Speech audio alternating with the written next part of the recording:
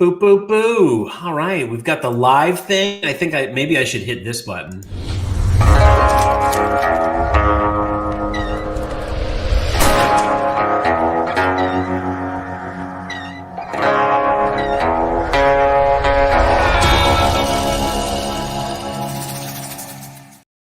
Okay, there it was. That's the introduction that we've all been waiting for. So we are live. Welcome everybody to High Noon Live.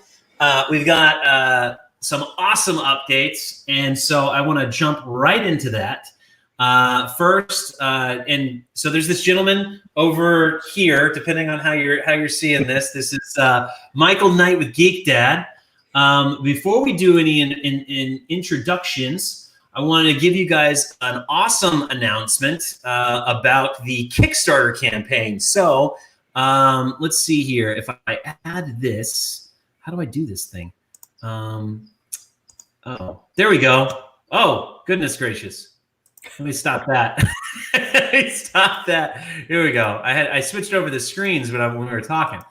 All right, so we got the Kickstarter campaign, guys. We are resting nice at $94,000, just $6,000 shy of the first stretch goal. The first stretch goal, Father Franklin, which is amazing. He's an awesome person. Can't wait to share him with you. But I wanted to show you guys some things because we got a lot of feedback from people who are like, hey, I really want to back the game, but I cannot justify $90. And, and we're like, well, hey, look, but there's a lot of stuff in the game that, a lot of these little cool assets and the feedback we're getting is that's nice, but that's not what I asked for. So we hear you. So what we did was we gave you guys another way to pledge. So if we come down here, we're just scrolly poo down the Kickstarter campaign. And let me close that out.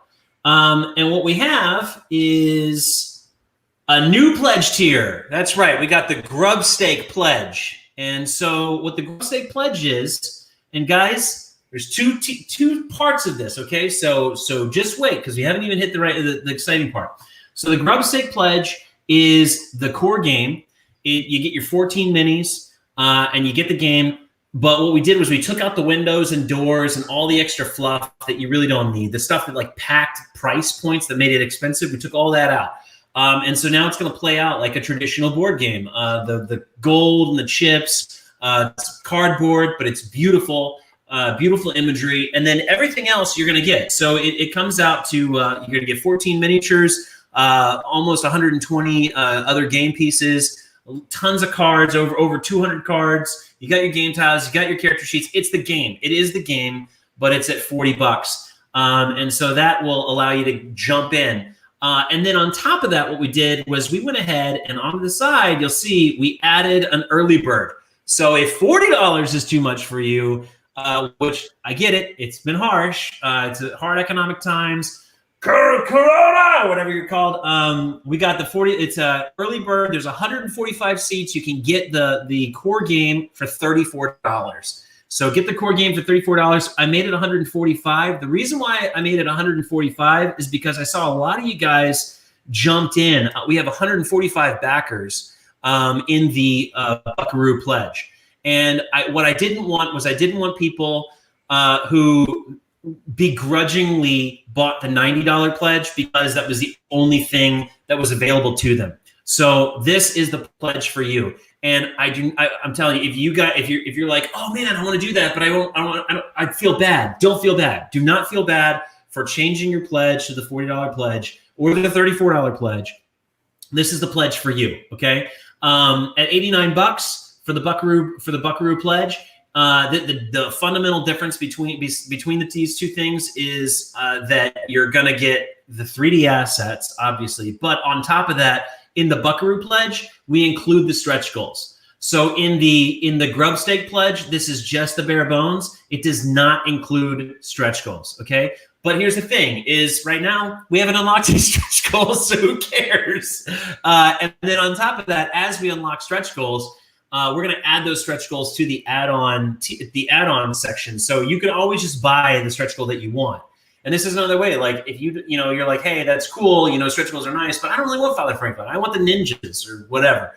As those get unlocked, you can add them to your grub stake pledge. But $40, $34, what have you? That's where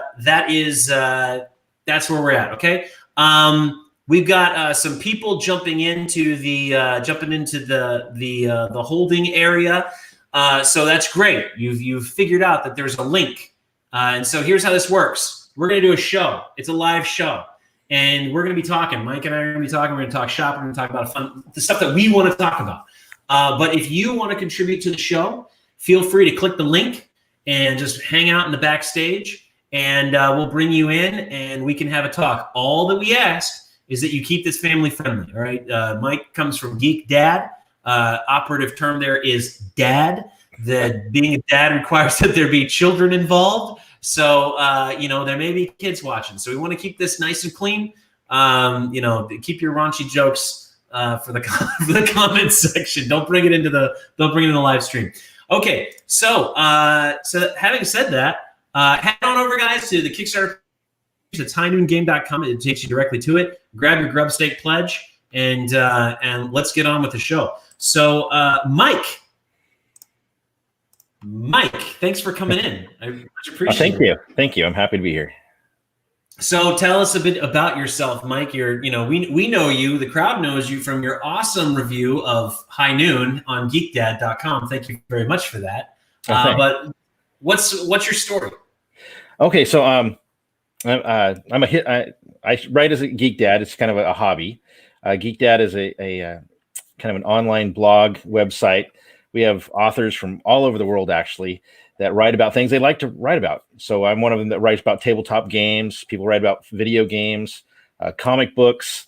There's all kinds of topics that we cover. And so, again, it's kind of a lot of us were probably in the geek category growing up and stuff. And now that we're parents, this is kind of, we still like to do these things, especially with our kids.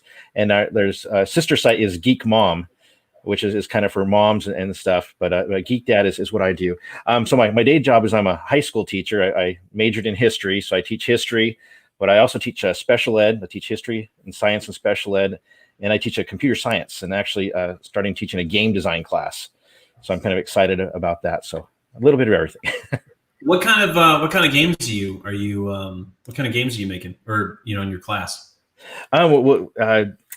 Basically, we're using Unity, but we're going to start. It's actually going to start next year. I just got it approved for this class. But we're going to start with board games, kind of looking at different types of card games, learning about game mechanics, what makes a good game, theming, all these type of things, kind of the core. Because a lot of video games start out storyboarded as board games, and it's so it's kind of learning that. And a lot of kids are already excited. I think we got 2 classes full for next year that have already signed up for it. So we're kind of excited about that. Say that. So you said a lot of games start out as did you say war games or board games? No, like board games. A lot of times before they'll go and do all the programming and stuff, they'll kind of make a board game to try it out and see if the concepts work. And because really, if you think a lot of games, you take a shot, they're rolling a die.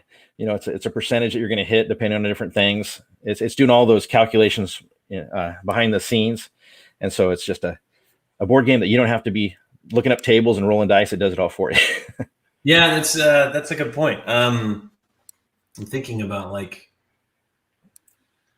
don't want to get too philosophical just yet. I don't think the audience is ready for it. But I was just thinking, the entire universe is nothing but a giant algorithm, man. It's all numbers, man. So that makes sense. A lot of games, a lot of computer games start as board games. We were just talking actually about how High Noon, the idea for High Noon is that it eventually become a video game. So it is the natural order of things, if you will. So how did you get involved with GeekDad? Well, actually, there was another author that actually lives locally here with me in Rockland, California, and we happened to be on an Eagle board, like for Eagle Scouts. We were on the same panel. And we started talking to each other, and he said, "Hey, I write for GeekDad," and I had mentioned I used to write for Prima Games. Like if you've heard of Prima Game, we did video game strategy guides. I did that for over 20 years. Wrote over 100 video game strategy guides, and so we started talking. He said, "Hey, would you like to write for GeekDad?" And I said, "Hey, I'd love to." So it just kind of happened to be at the right place at the right time. And when was that? How long ago was that? It was about 4 or 5 months ago. So it's Oh, I'm kind of new. I'm kind of new to Geek Dad, so but I'm really enjoying it. what so you wrote this really good review of I say really good. I mean, even if you didn't like I had another reviewer that did not like the game, and I was like, that's a good review though. I enjoyed the game. So you wrote this you wrote this really good review for High Noon, but what I was wondering is what other and anybody can check it out if they go to geekdad.com. And right now it's actually on the front page, I think. If we go to geekdad.com, you're going to see it's right there. It's right there on the front page, which is awesome. But what other? I mean, is there any other like articles you're really proud of that you might want to drive some traffic to? Let's see. I've done a few, like I did for Plunder, which is a kind of a pirate game, which is a new one. Which actually I really enjoyed that one as well. What's Forgotten Waters, another pirate game. I did a review of that one, and then I was always kind of a fan of XCOM, and so for like video games, XCOM Chimera Squad just came out on Steam, and so it's kind of a new, lighter version of XCOM. So if you like XCOM, it was kind of fun. I never got into XCOM, but I had friends who were all about it. But I never got into like the other game that was like that is no longer like that anymore. Oh my gosh, with the it's like the Fallout, where remember when Fallout was like the original Fallout was that way, yes. Yeah. So that's I did like I liked a lot of those kind of turn-based stuff. But so you wrote you wrote an XCOM article, is that what you're saying? Yeah, just a review of XCOM Chimera Squad. Gotcha. It just came out a couple weeks ago. Which one of these? Oh, there it is. This is it right here. This is your article, Plunder. That's interesting. I really love it. Oh, and this is a grid-based pirate game. Yes, you kind of upgrade your ship. You have these little ship miniatures, and you can add cannons and to give you more firepower. Add sails so you can move farther. Yeah. Okay. Go ahead. No, it's kind of fun. So you're kind of going out to gain these plunder points and capture islands, and you can attack other ships and sink them, and so it's really, and like that little square is like the storm, so everything you can't cross that without paying extra. I read this review. I remember these pictures. Did you? I didn't even know you at the time. So what happened to this boat? Did it like? That's how it starts out. You start out with no extra cannons, and then those little three red things are your life, basically your health. And so as you take damage, you lose health, and then you add your sails to go farther and add cannons, so you get more firepower. Is this a prototype game? No, this is actually out already. This was a final version that they sent me. This is a final version. Yes. What is this? This is the Storm, right? The Storm, yeah. So it's just kind of a 3D thing, and you set it out, and it moves. There's like two little spinners, and one is like A through J, and the other is like 1 through 10, and it tells you where to put things. So when you roll a storm dice, and it says move the storm, then you spin the little spinners, and it tells you, okay, here's where the storm goes. And so the storm moves like it's all random. Yeah, it's kind of a random thing. So, and like if you're like your islands are in the storm, then you can't get any resources from those islands because they're in the storm. Or I get you. Yeah. You can't. Can you even go to them? You can cross the barriers, but I think you had to pay resources to do it. So it costs you more to do it, and you want to save up your resources. So because you want to do that to like escape like other people or something. Oh yeah, you could if you were trying to go into the storm where nobody else is going to the storm because it costs resources. Yeah. What is this made of? Because it looks all kind of it's plastic, and then it's got kind of a little jagged edges on the top just to kind of give it some texture.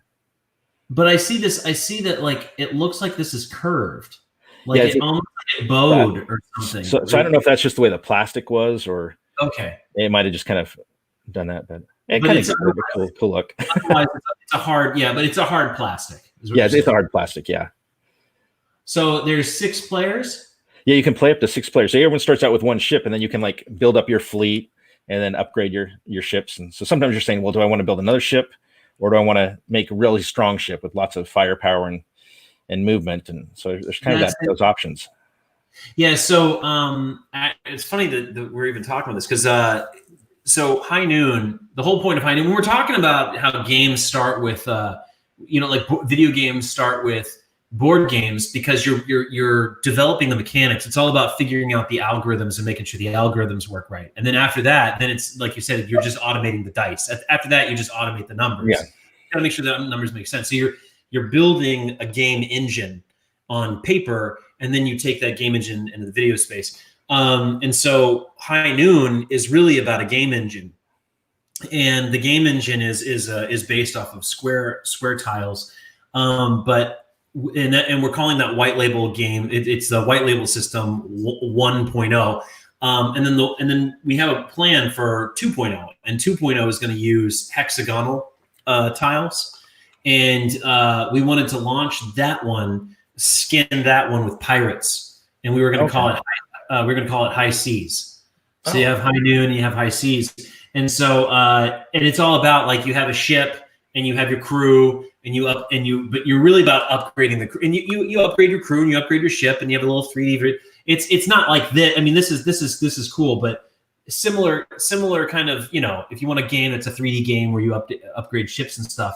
But I was looking at our game. We were looking at doing it with hexagons, and this one does it with squares. So tell me, how does that play out in your opinion?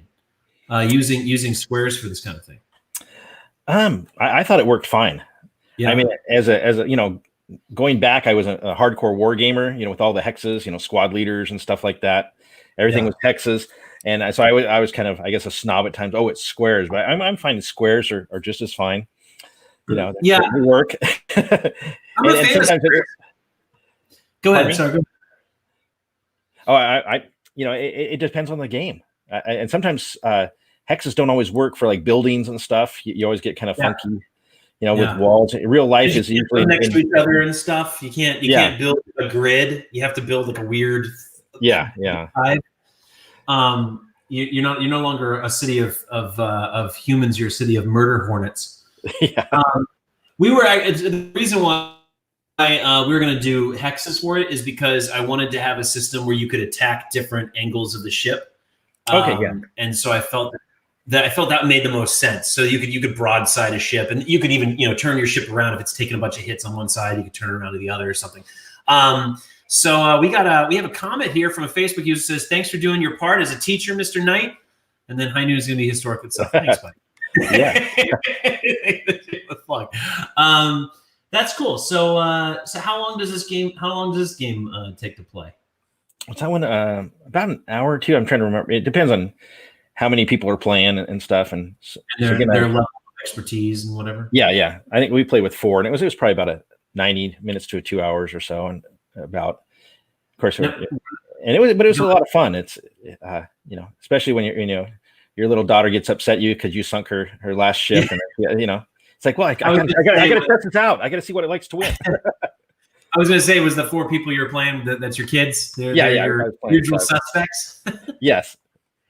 It's like, hey, Dad's got to work, so come play a game, and so that. But they've kind of known, because when I'd write strategy guides for video games, sometimes they would help me and stuff like that. And you wrote strategy guides. Yeah, it's like Disney Infinity. Have you heard of that? It was the little figures. Yeah, with the little figures and stuff. So we actually wrote.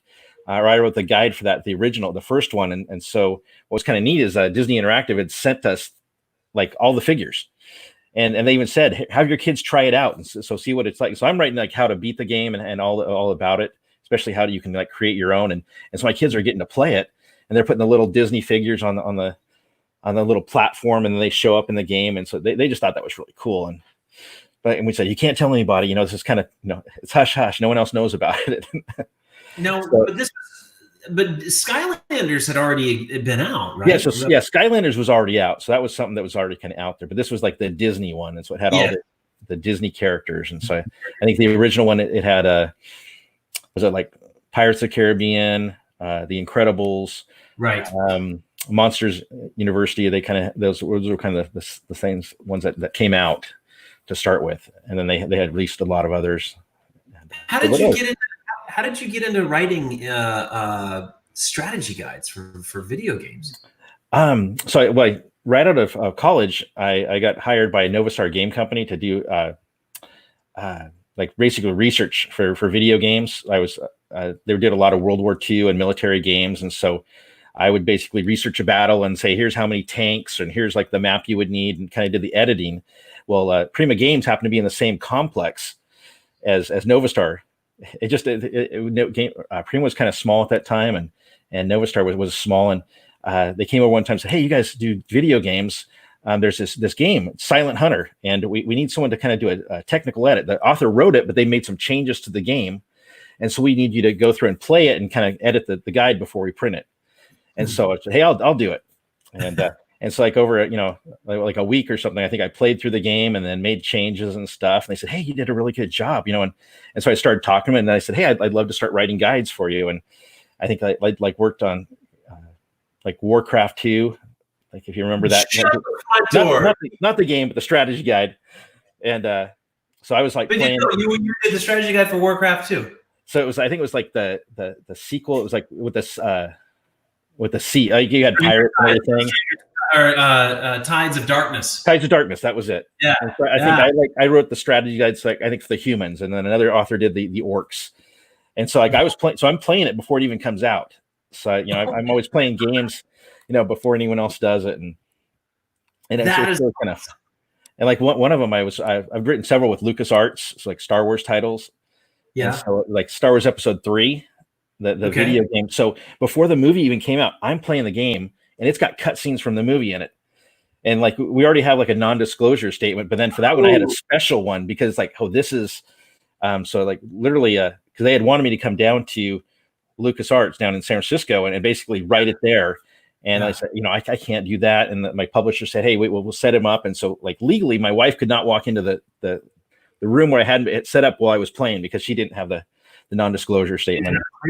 As I think it's like if you do it, like stormtroopers will take your firstborn or something was part of it. But no, it was really kind of cool. And then let's see, I wrote some other guides with LucasArts. I think George Lucas actually bought one of my guides for Star Wars Empire at War. His son was playing the game and was getting stuck, and so he went and like they have a little LucasArts store there, and he bought it. The guy I was working with said, "Hey, George Lucas just bought your guide." It's like, "Hey, I would have given him one. Can he sign my book?" And that's Empire War. That was the RTS, right? Yeah. So it was the RTS. Did you write? So, and did you for the classic one or for the pirates for when they brought in the pirates? I did both. So like I wrote the original, and then I wrote the when they had the expansion, like the dark side, where you had all the what are the gangs and stuff. Yeah, you were corrupting. Yeah, the corrupting. Yeah, I did both. So, wow, goodness gracious! It's kind of fun. Celebrity here. Are you serious? That is awesome. So, funny little anecdote. We got a friend of mine, Matthew Stover, wrote. You wrote the guide, the strategy guide for episode 3. He wrote the novelization for episode 3. Oh, okay.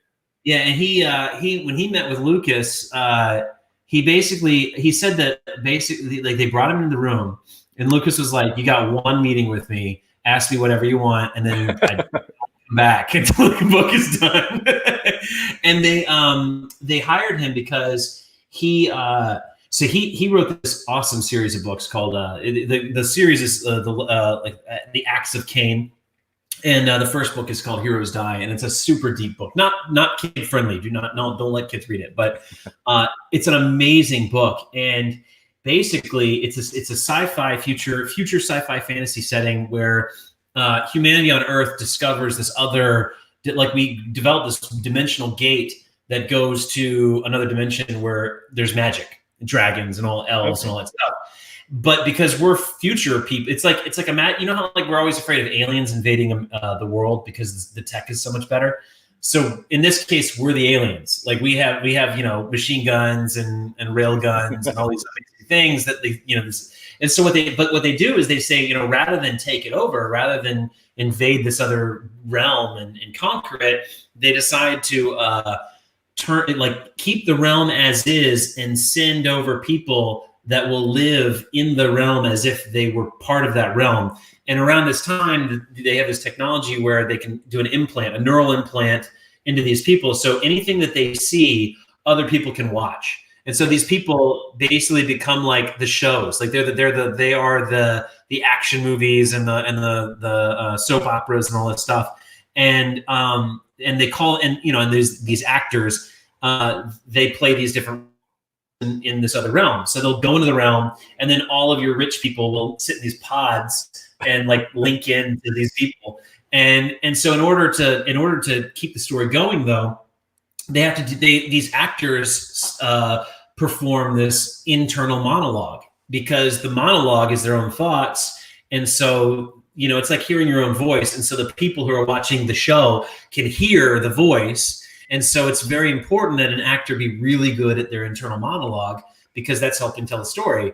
But what happens is they're fabricating the story. Like all these actors are in this other realm, and they always have to up the ante, like make something even crazier than the last thing. And what ends up happening is they start messing with governments in their other realm. Like they start like taking over the kingdoms and starting wars.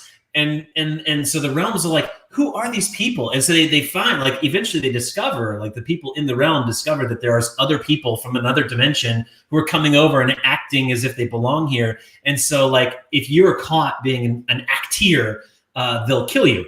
And so the main character, his name's Kane. And his whole thing is he's an assassin. He's this amazing assassin. And so people tune into his episodes because they like the action and they like the suspense and stuff. And so I say all that because the whole point, like I was like, I'm reading this and I'm texting him like, dude, like this is just an excuse to make a noir. Like you just want to be able to like be like, I walked into the other realm and I fought the elves. The moment they walked in the room, I knew they were dead. Like that's really what it's all about. Is he just wants to make these like internal monologue noir. But what Lucas saw in that was they wanted to, with the novelization of episode 3, they wanted it to be told from the internal monologue perspective of Anakin as he's falling and succumbing to the dark side, and as he's being corrupted, and like really get into the mind of that. And that's why Lucas hired him. And it's a long, stupid story to say like why he wrote it. It's a really, really, really, really dark book. It's an incredibly dark book, but it's just crazy. I never would have thought that. I knew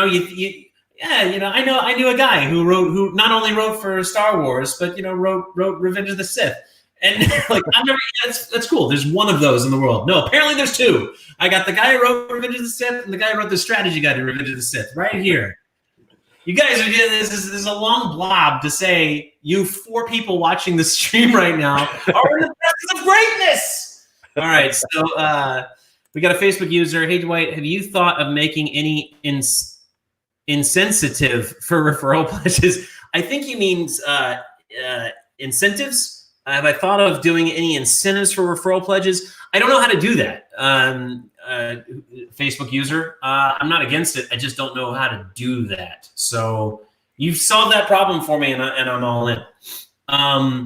Wow. So George Lucas bought your strategy guide. You're kind of a big deal. Have you ever gone to cons as like the guy who writes strategy guides and then just signed people's strategy guides? Well, I did go to an E3 in 2006. I did signings because I wrote the guide for Hitman Blood Money. And so I wrote the guide for the Hitman things. And yeah, what was kind of funny about Blood Money was like my editor at the time said, hey, wouldn't it be kind of cool if you wrote it? Because I usually write third person, like, here, go here, do this and all that. And he said, what if you wrote it as like first person, like you're the hitman? And I said, okay, I haven't tried that before, but I'll try it. And he talked to the people, I think it was IO was doing it, or IO Interactive. Yeah.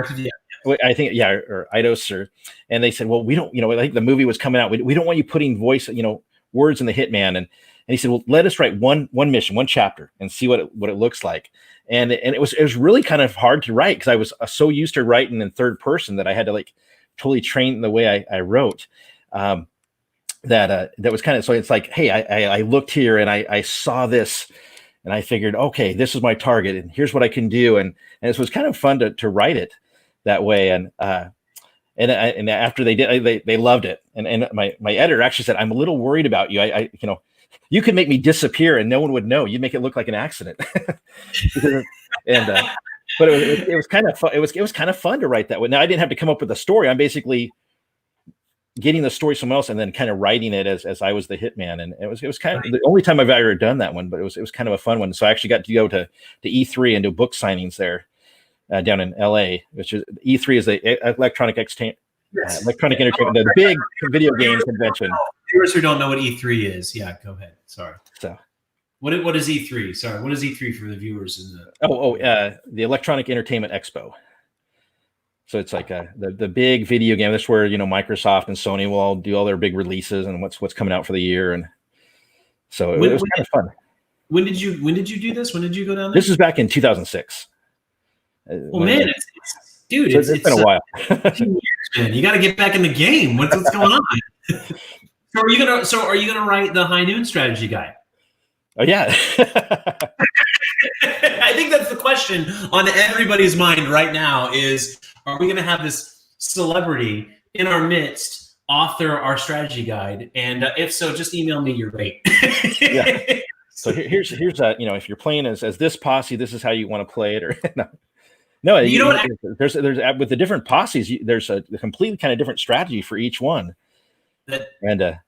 That was kind of what I was going for. Is I wanted there to be a uniqueness to each. I wanted each posse to speak to somebody, and then each expansion posse to speak to somebody else.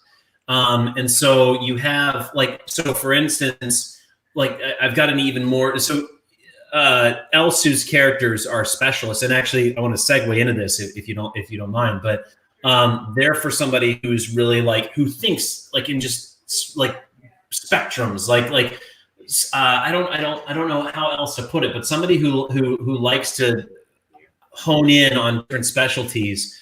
That's what their team is for. Whereas Rogers is for somebody who likes to do formations and flanking maneuvers and coordination. The lawmen are for people who just they're just brutes and like to bust in stuff. But there's an expansion that we're bringing in called Governor McGrady, and he's a politician, and all of his cards, he doesn't fight, and he's got a security detail, but they're not really good fighters. They're all about protecting him.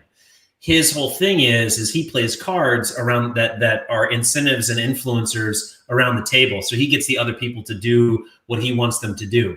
And his victory condition is different from everybody else. He doesn't win by gold. He wins by getting reelected. And so he has to get votes and stuff by the end of he has 12 turns to get as much votes to get reelected, but he's got to incentivize people to do things for him. And the idea in the thought process, the thought behind it is that somebody who's really good at playing politics is going to rock with Governor McGrady.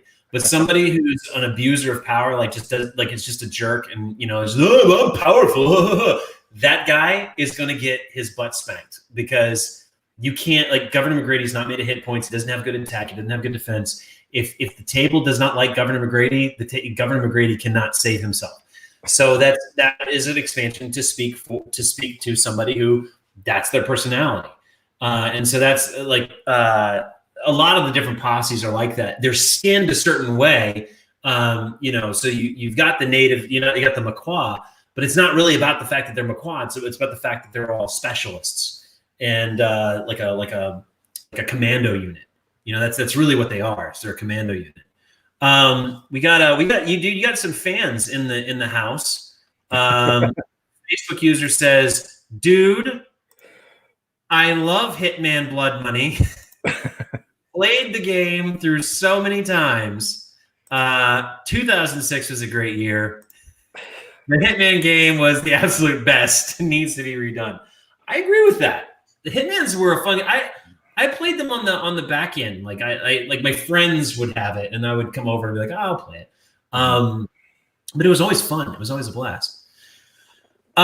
So I want to jump into something here, and that is we got a new posse spotlight. Speaking of the nuances of the characters, so if you don't mind, I'd like to segue from our conversation about Geek Dad and Michael. We'll come back to that, but I want to show the guys because we just released this video. So you mind watching it with the crowd, Mike? Is that all right? I'd love to see it.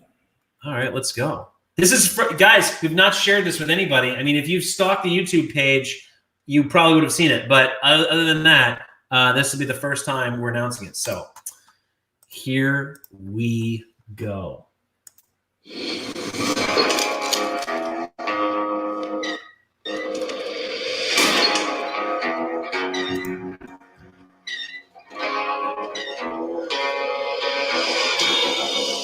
Welcome to High Noon's Posse Spotlight.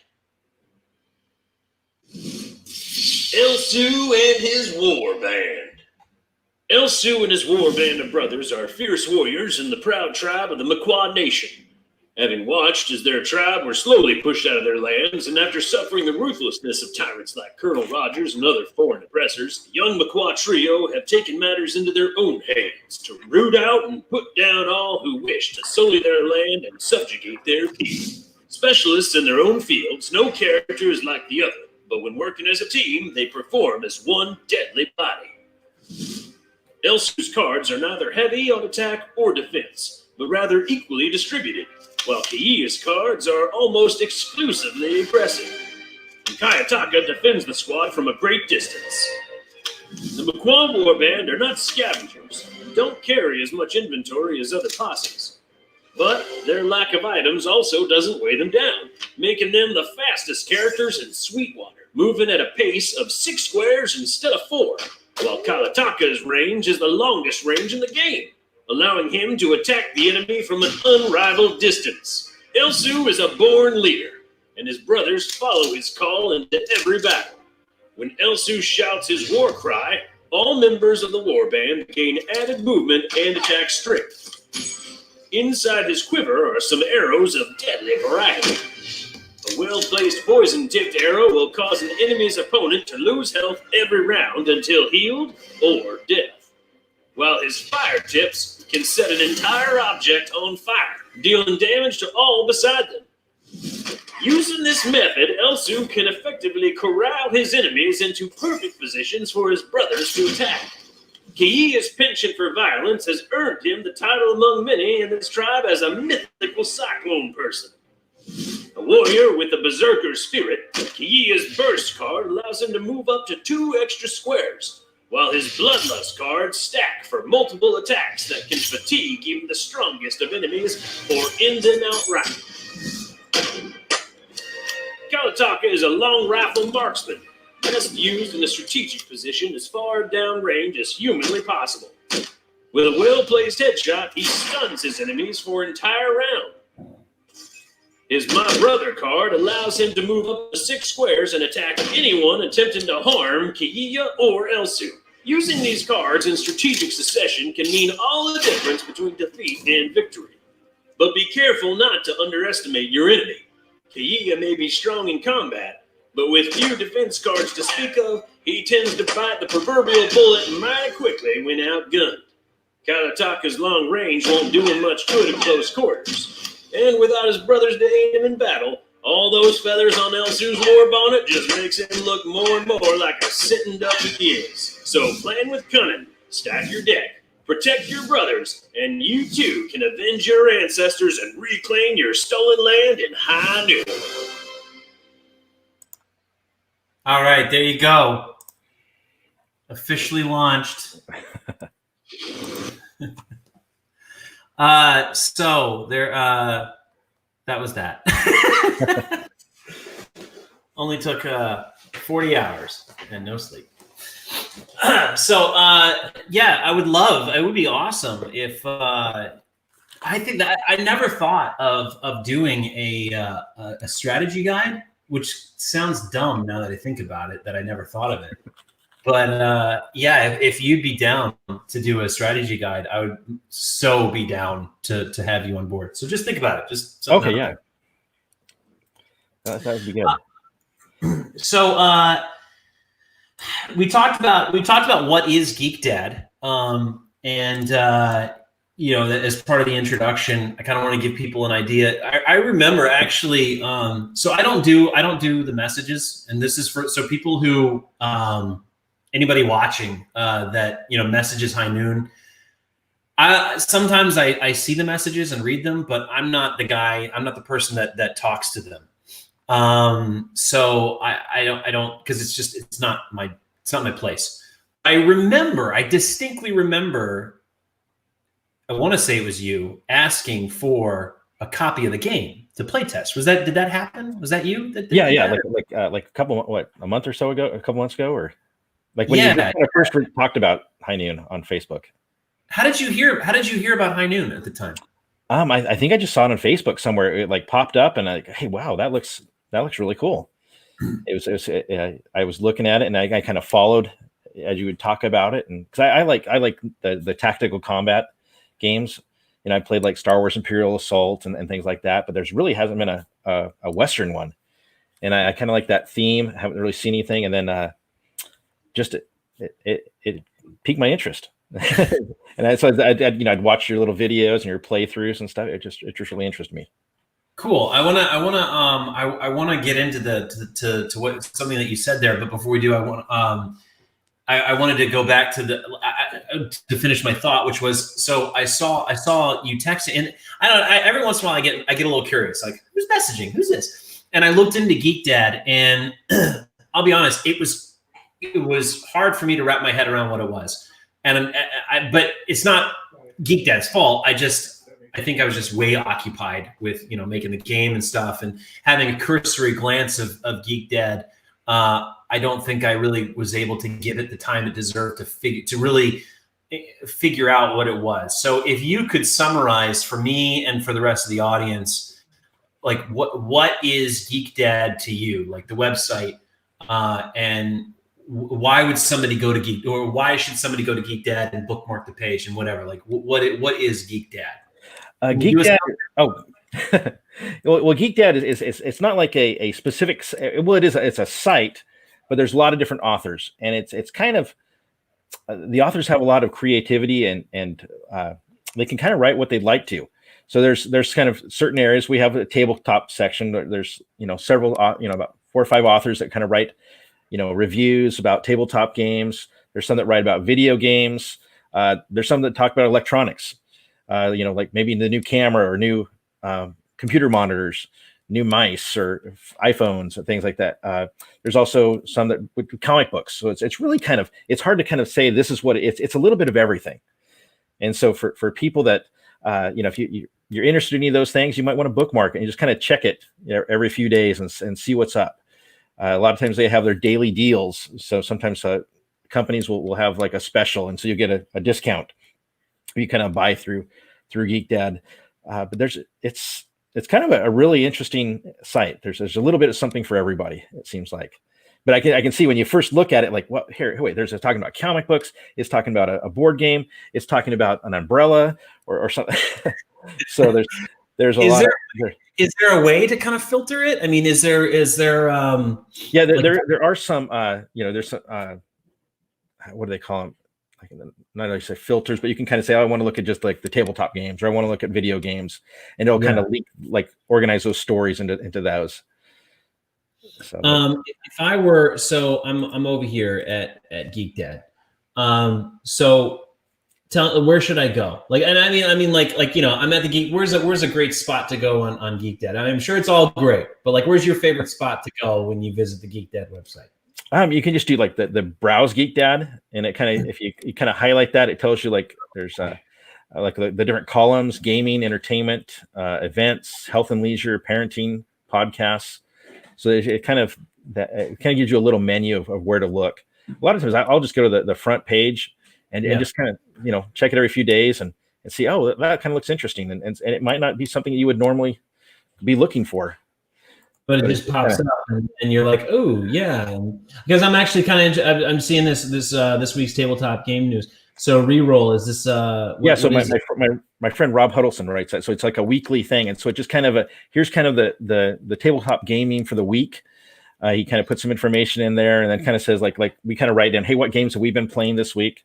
So for when the next one comes out for this week, I'm going to put High Noon. I've been playing High Noon. So and kind of lets so it kind of gives you like, here's what's coming up. So it's kind of just a quick way to get kind of a weekly synopsis of what's happening in the tabletop game. Bird's eye view of it. Yeah.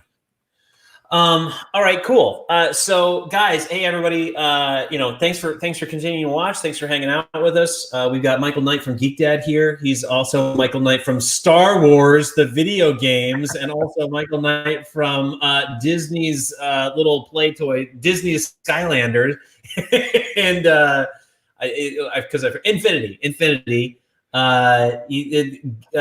Hitman, Blood Money. Basically, strategy guide extraordinaire in the house, a geek dad himself. If you guys have any questions for him, whatever, feel free to leave a comment. We can highlight them. For instance, like highlighting this Posse Spotlight is awesome. Thanks for putting in the time. Hey, Facebook user, you're welcome. You're welcome. I did that for you. And also, if you want to join in the discussion, there is a link in the comments section right there. That's the StreamYard link. I'll go ahead and put it again. You can hit this link and it will add you to the backstage. You'll chill there for a minute as we discuss a topic, like when we'll wrap up or whatever we're talking about, and then we'll bring you in. All we ask is that you keep it family friendly. All right. There's family people watching. Otherwise, I shall boot you into the netherworld, never to return. That will happen. And you don't want to go there. That's not the place. It's an unhappy location. So come on in. Otherwise, and have a great time with us. So we were talking beforehand about a gentleman named Frederick Jackson Turner. You brought him up, and I'd never heard of this guy, and I'm ashamed that I had not. Well. So he was a historian, and back in 1893, he wrote an essay, and basically it was about the frontier. In the 1890 census, the United States, they have the census every 10 years like we have it now. The census declared that there was no more frontier. The frontier is closed for the United States. And so basically from literally when the Pilgrims are landing in 1620 through all this time till 1890, there's always been open territory that's been kind of unclaimed. And in 1890 said that the frontier's closed. We pretty much settled everything. And it's kind of just this time period where the cowboy is kind of the big thing. And so Frederick Jackson Turner, he wrote this essay and saying the American character, it was kind of defined by the frontier, he claimed. That this idea that there's open land that needs to be explored, that needs to be tamed, that this America kept expanding, whereas Europe, there was no land. All the land was owned by the nobility. If you didn't own it, you didn't own it. There was no way. I mean, it's like the Queen, all her money comes because she owns land, basically, and territory property. And so this whole idea, and it was kind of interesting.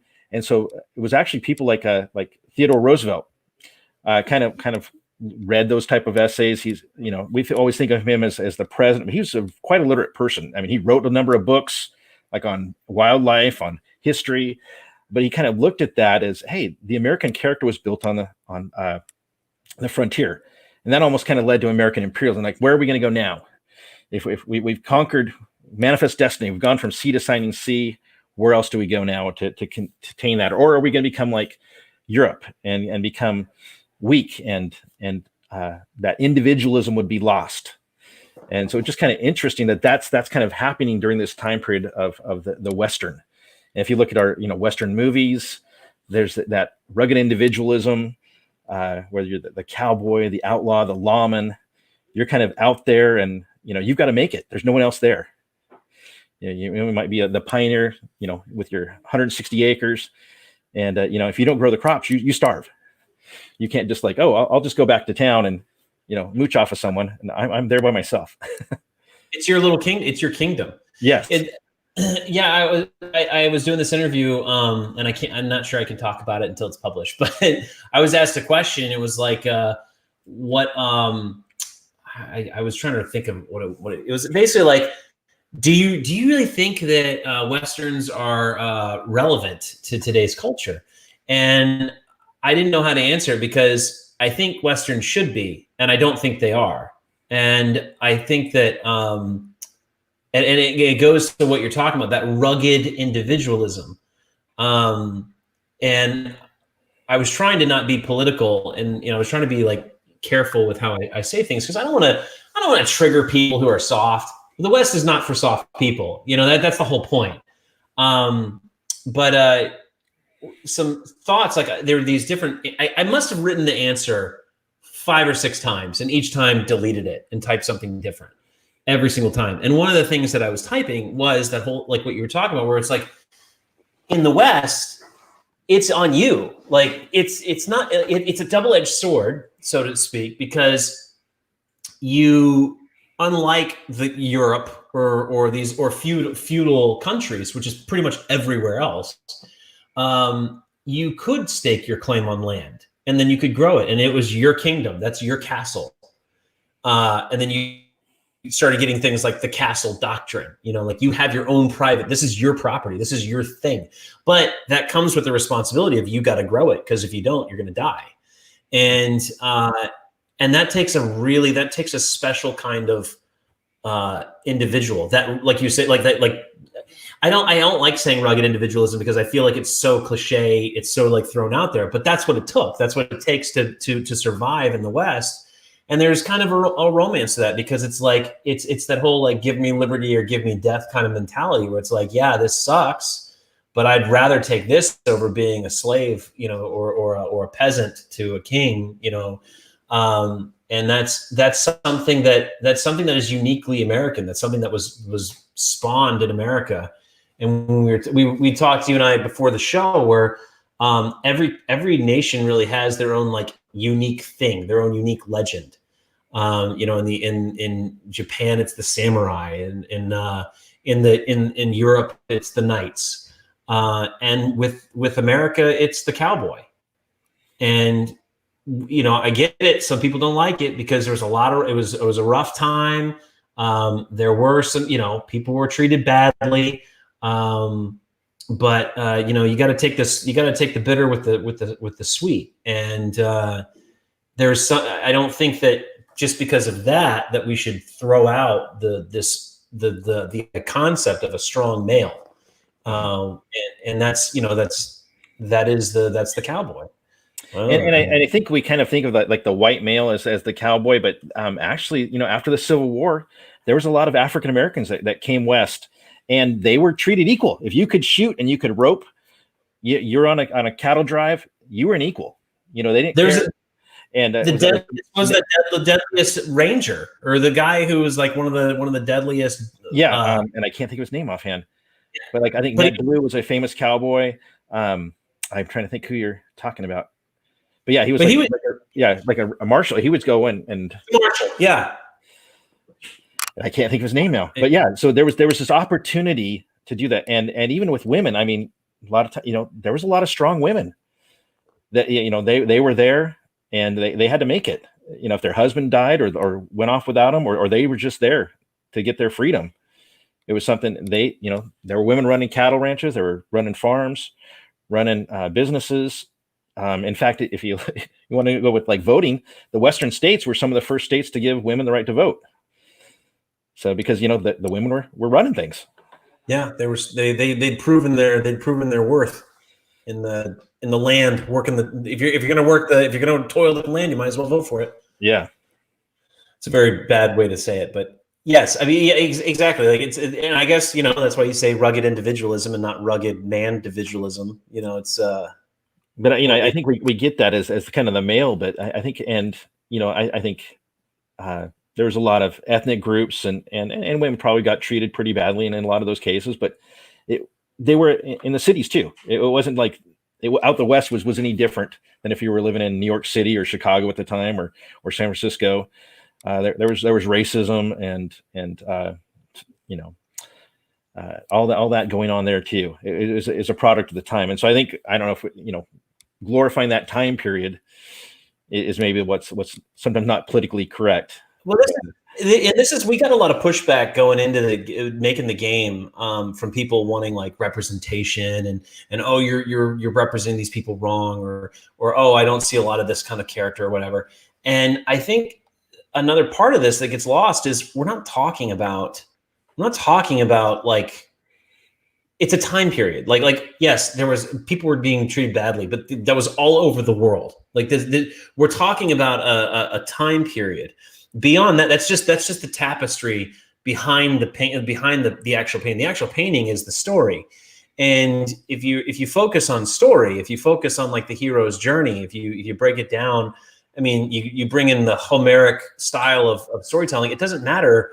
You could tell the story as a Western. You could tell the story as a samurai story. You could tell it as an outer space. We were talking about Star Wars. You could tell it as a space Western. You could tell it really as anything. What really matters is the story and the characters and the West, like Westerns as far as storytelling, the cowboy stories, those cowboy stories. It's not about this cultural thing. Like it's not a statement of politics. There's an archetype there that we're talking about. There's a story behind the archetype.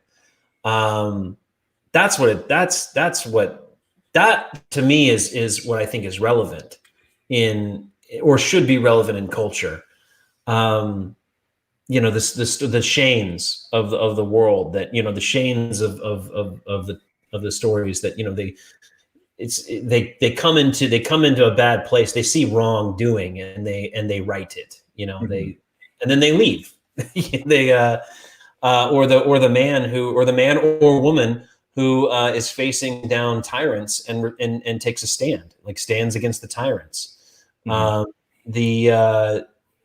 got and those are like the classic Westerns. Then you got the spaghetti Westerns, which is just like they're basically the Michael Bays of the cowboy time. Like how many things can we blow up?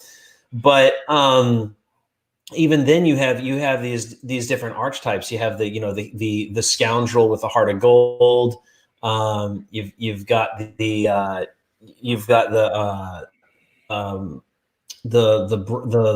man with the Avenger of Blood. A guy who's I'm trying to think of how to draw them without saying without spelling out exactly one example or another. But what part of Once Upon a Time in the West was political? I mean, as far as character goes, as far as representation goes, you got Charles Bronson, walking just slaying bodies like it's his job. Playing a harmonica. You've got a gang leader who is a lovable outlaw gang leader. You have a woman who is avenging her family, her murdered family. So you've got a strong female in there. You've got a villain who wants to go legit. A villain, a small time thug who wants to upgrade his stature to a businessman. You've got a guy who has delusions of being a baron. Somebody who you got the one villain who wants to up his game here, and then you've got the guy he works for who's trying to up his game. And then you've got all these things that tie everything together, but it's not political. There's commentary about how the railroad is taking away the mystery of the West. Like you're talking about the frontier, that essay about the frontier, where it's the frontier's dead, and with it goes with it goes these archetypes. And I don't know, maybe what you were saying that Teddy Roosevelt he read that and he was like, I don't want it to die. I want to know. We gotta let's keep it going. Let's go tame Morphe. Let's find other things to march into, other untamed territories and march in there. Like what in Once Upon a Time in the West, what was political about it? Nothing. Of course, you got Henry Fonda. Everyone loves him as the bad guy. Yes, it's like holy cow! Like the first 15 minutes or something. It's like holy cow, Henry Fonda, like not just down a kid. not just a bad guy, exactly. Kills a kid. Like I'm just like, oh my gosh. Henry Fonda was always the good guy, Yeah. But yeah, it was that. And what's kind of interesting, you're talking about the Western, if you watch The Mandalorian, it's a Western. The music and everything. I watched even after watching the first couple episodes, it's like, this is a Western story, but set in the Star Wars universe. It's kind of interesting how that people want it, but maybe they just don't realize it. Yeah, they don't realize until they're fed it, and then they're like, "Oh my gosh, this is amazing!" And actually, so I was reading some commentary because there was somebody who went. I mean, it depends on how crazy you take this, but like there's nothing wrong with a strong female lead, but it's like when you starts coming at the cost of, when you start sacrificing everything else for an agenda, then that's when people check out. Like the audience just checks out, and it's not a matter of what I think. It's just what happens. And so, there's nothing wrong with independence, but when it comes with an attitude of like, I ain't need no, this, that, or the other, then people are like, it's less about the agenda and more about like, wow, you must be really fun to bring to parties. you're an unlikable person. And so you've got this, and so somebody had made the observation about The Mandalorian that it even touched females. Like you've got all these Hollywood attempts at capturing the female audience, and they think you do that by poo-pooing on males, like poo-pooing on strong men. You can't have a strong woman with a strong man in the scene. So all the men have to be weak, and anything a man brings to the table must be destroyed. And if they're not weak, they're bad. Like that's there's all sorts of film theory about that. But it never works. They always flop every single time. And then The Mandalorian comes in, and what do? They introduce a baby Yoda, and like it speaks to this instinctive desire within females. It's like, oh, it's a baby. I love babies. And then there's a male who's protecting the baby, and they're like, oh my gosh, I love it. It's a man protecting a baby. It's like it's the part of the West. They're like, yeah, this is also part of it. This is all part of it. I'm sorry, that's it's a rant. It's The Mandalorian is a sore subject for me because I actually, when I was 18, I wrote a screenplay called The Mandalorian, and and then my first film that I ever made was a Star Wars fan film that was a Western. And it was about it was before I wrote it. I wrote it in high school, so it wasn't really that good. But I probably should have written several drafts of it. But when I went into production on it, some people were reading it, and at the time I was kind of sheltered, and so some people were reading it, and they were like, "Have you ever heard of Firefly?" And I was like, "No." And then they showed me Firefly, and I was like, "Oh, this is Firefly in Star Wars." So there was that. And so none of these things were successful. And I remember pitching them, like when I finished the film, we went and did a documentary. We started interviewing, and that's actually how I met Matthew, the author of Revenge of the Sith.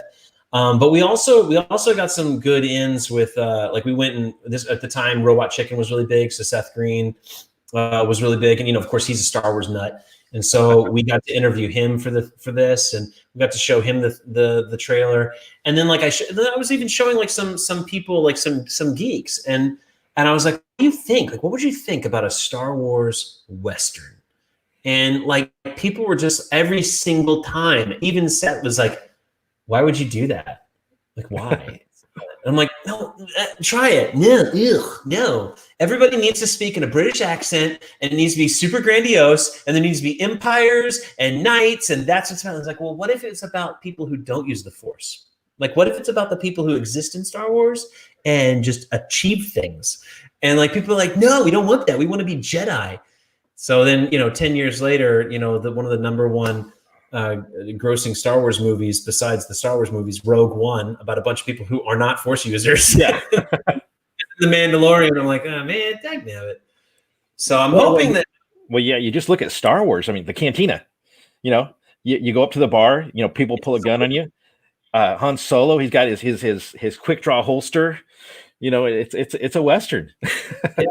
Yeah. It opens up on a desert planet, like it's a desert. It's, yeah. And you could say, the Death Star is like the railroad coming through. We're going to just take out your town and Darth Vader's just a big robber baron, or the enforcer for one.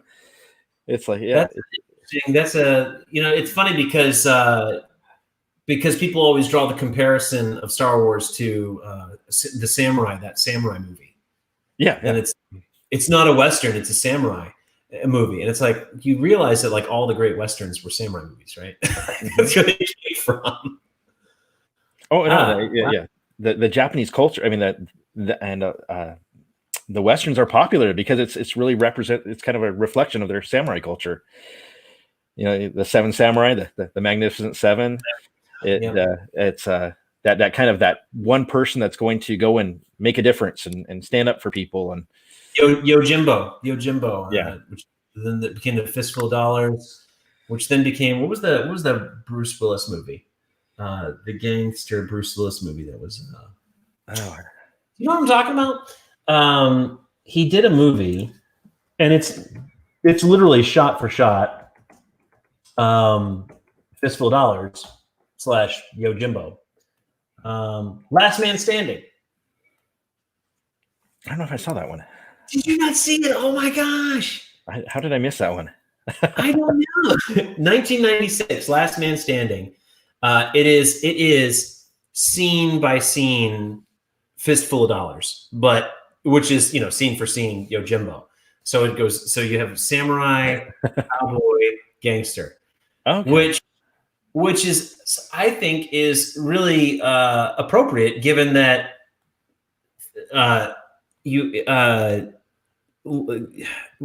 Fistful of Dollars is a spaghetti Western, and it was I want to say Ennio Morricone, but that's the Sergio Leone.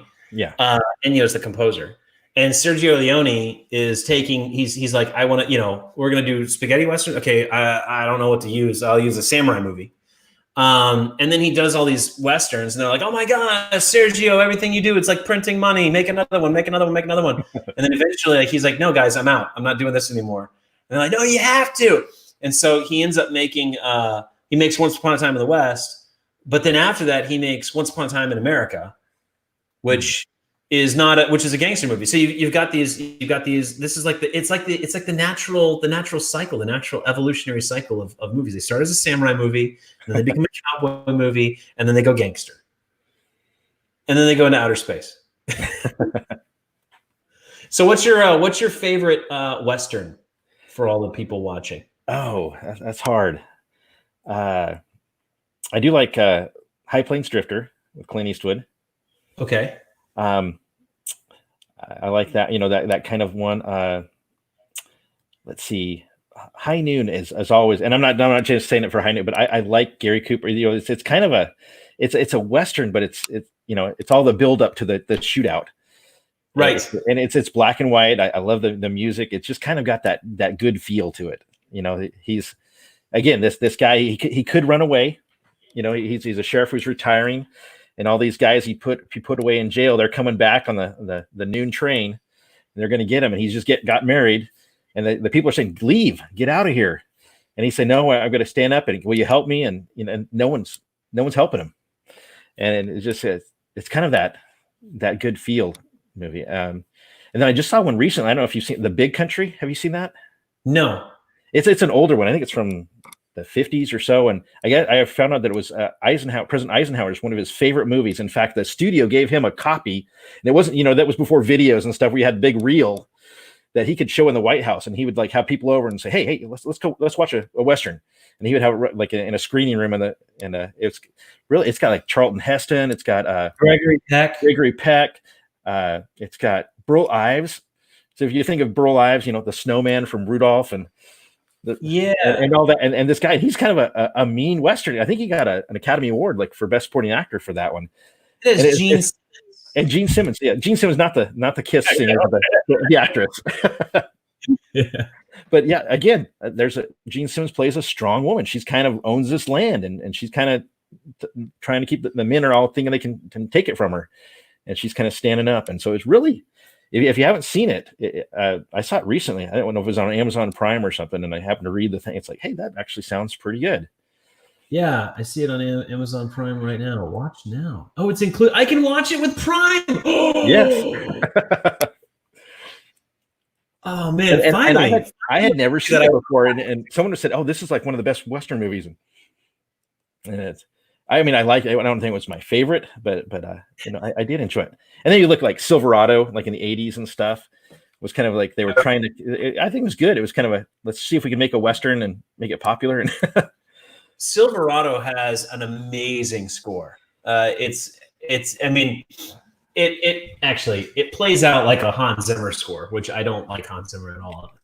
But it's very thematic and powerful. And it's got a really good cast. You've got all these, especially these actors that are when they're kind of younger and stuff. And I'm trying to remember who else in it. I know, wasn't Brian Dennehy the bad guy? It's been a while since I've seen that. I should just do this. Let me bring this in here. Silverado. Here we are. Yeah. Is this? Oh my gosh. Oh my gosh, man! Good old floating head posters. I tell you. I need to watch that again. That's tag nabbit. What's his name? And of course, the pictures are all small. Of course, when I want to share a screen, the pictures are all small. Yeah, there he is. That's his guts. Kevin Costner. Yeah, and you got Kevin Kline, and then what's his name? Yeah. Yeah, it's just kind of. Oh wow! It's a fun movie. And Roseanne Arquette, John Cleese, Danny Glover. Oh my gosh! Yes, Jeff Goldblum. Oh, I forgot he was in that. I got to watch this again. Yeah. Is that streaming anywhere? I know, right? We could see if it's on Amazon. Yeah. I wonder if it's on Netflix. Silverado movie, Netflix. Probably not. Oh, look at that. Is it on Amazon?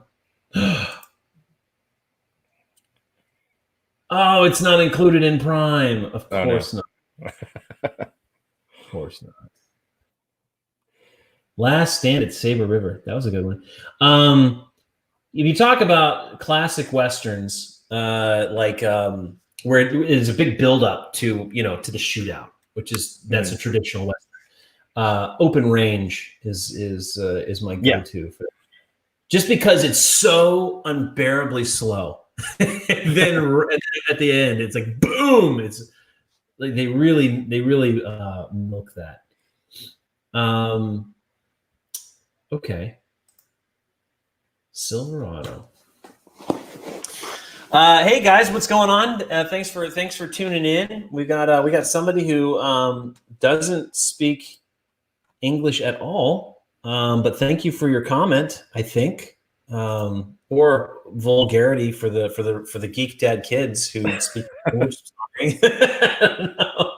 For those of you guys watching, just a quick jump over to the Kickstarter page. We got a new way to pledge. We've got, if we come down here, for all you guys who've been holding out because there's just, it's just too expensive. I hear you. We wanted to bring it down to something that's affordable. So here we go. We got the new Grub Stake pledge. It's $40, get you the core game. No, you won't get windows and doors. You're not going to get 3D gold bars and chips and stuff. But I'm telling you what, we're going to add those into the add-on section so you can buy them if you want. But it's $40, get you the game and get you involved. And right now, we've got an early bird. We got 145 spots for the early bird of the Grub Stake. It's $34. $34 gets you the core game. Can't beat it.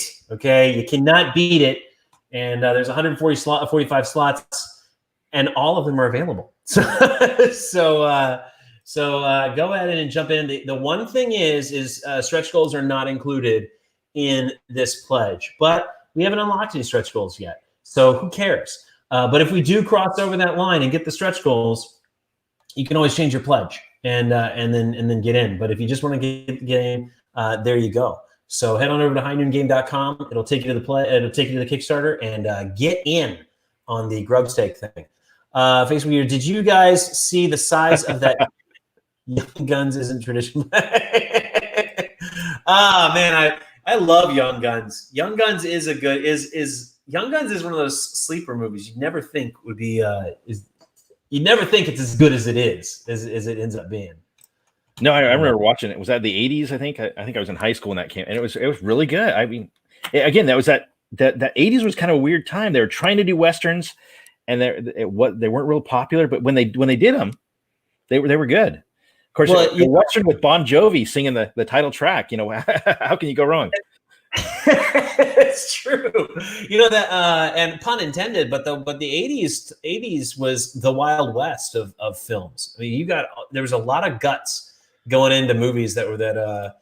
I was talking to a friend of mine, Free Jack, with Emilio Estevez, Anthony Hopkins, and Mick Jagger. You know, it's like it's a movie that like it would never work today. Nobody would ever make it today.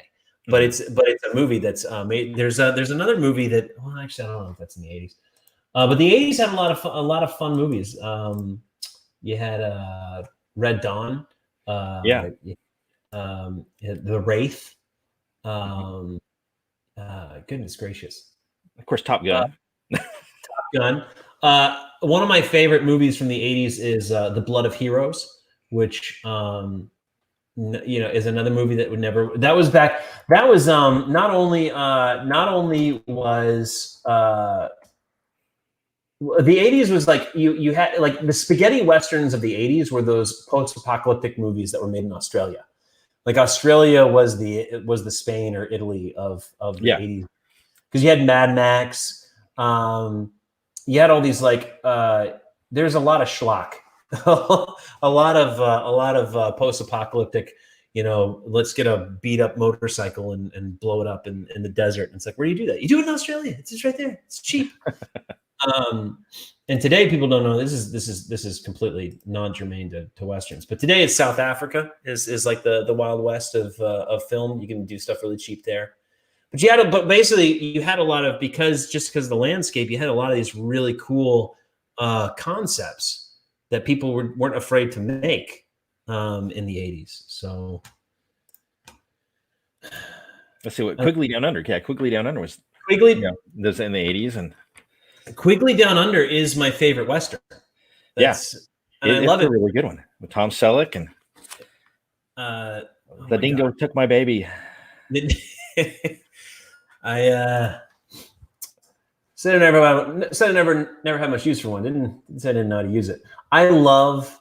Actually, that was actually a question that they asked me in the interview. They were like, if you had to duel anybody, real or fake, who would you be most afraid of and why?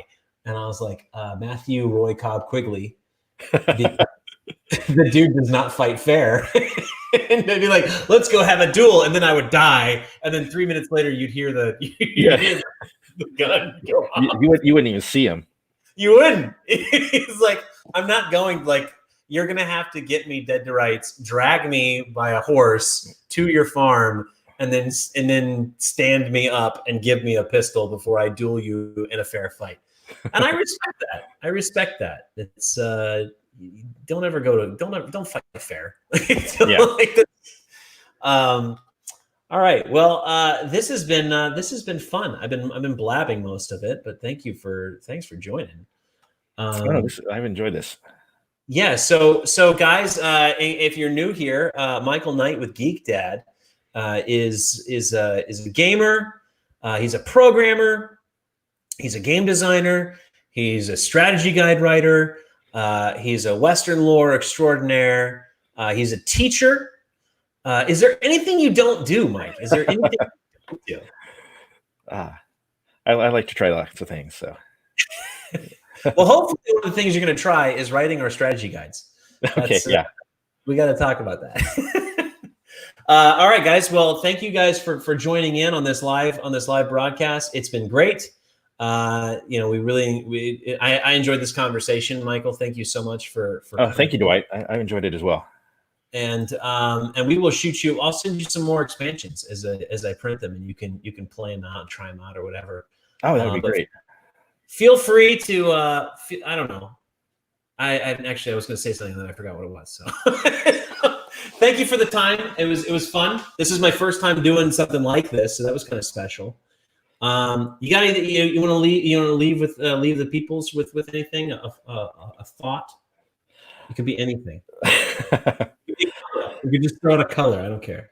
I can't think of anything. But no, I think just the fact that we're talking about westerns and this time period in American history, even though High Noon is kind of in an alternate, its own universe and stuff, but I think it's kind of a really a neat theme. Some other games have kind of come out lately with it, like Western Legends and stuff. But the idea that you get the shootout is no one's really done that, kind of like High Noon does, where you've taken that tactical combat and kind of made it so it's more focusing on the combat rather than all the technical rules on how to, do I have cover? Can I see you? It's like, hey, I can see you. I got a little bit of cover. I can shoot. Boom. I'm going to inflict damage. If you want to, play some defense, you can. Otherwise, you take the damage. It doesn't. The rules don't get in the way of the gameplay. It keeps it going fun, and I think that's what I really like about it. Do you have 10 minutes more to have this conversation? Because yeah. We've got because you brought something up, and it's crazy. Like here we are, we're sitting here, we're talking about everything but the one thing that like we shine at, which is, you break down games like their code. You're a strategy guide writer, and that requires that you break things down to the code. And then you're a programmer. Like that's what you do.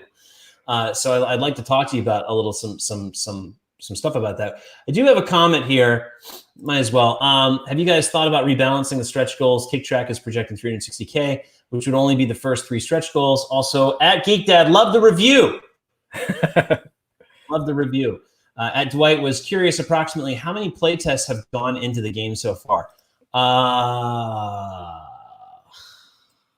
don't know. I've played so many games of this game. I mean, we've been working on it for over 2 years now, and every single time we play, we got it down though to it's come down to the point where we don't have to do a lot of play tests for a posse before we're comfortable rolling out as balanced, because we have every posse is based on a core deck. Like there's a deck that's for aggressive characters, a deck for defensive characters, a deck for a mixed bag.